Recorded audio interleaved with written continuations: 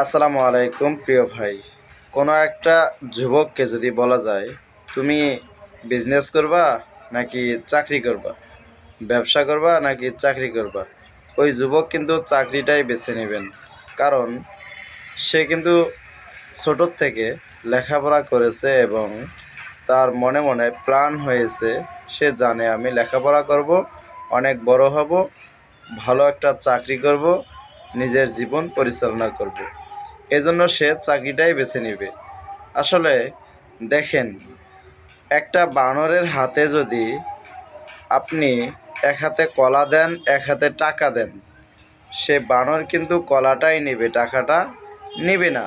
কারণ বানর জানে না যে টাকা দিয়ে হাজারো কলা কেনা যাবে।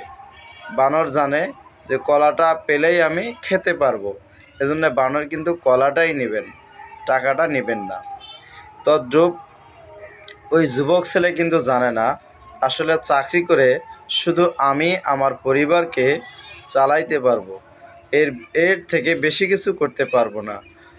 আর এটা কিন্তু জানে না সে যুবক যে বিজনেস করে, ব্যবসা করে হাজারো লোকের কর্মসংস্থা আমি তৈরি করে দিতে পারবো।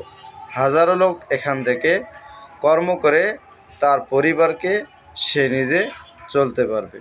আসলে বিজনেস করে নিজের জীবনকে পরিচালনা করা যায় এবং হাজারো মানুষের জীবনের কর্মসংস্থার ব্যবস্থা করা যায়। আপনি বেছে নিন, আপনি কোনটা করবেন, চাকরি করবেন নাকি বিজনেস করবেন। আপনি যদি বিজনেস করেন তাহলে আমার সাথে কথা বলতে পারেন।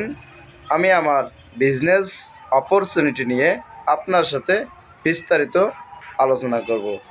স্ক্রিনে দেওয়া নাম্বারে যোগাযোগ করবেন। ধন্যবাদ।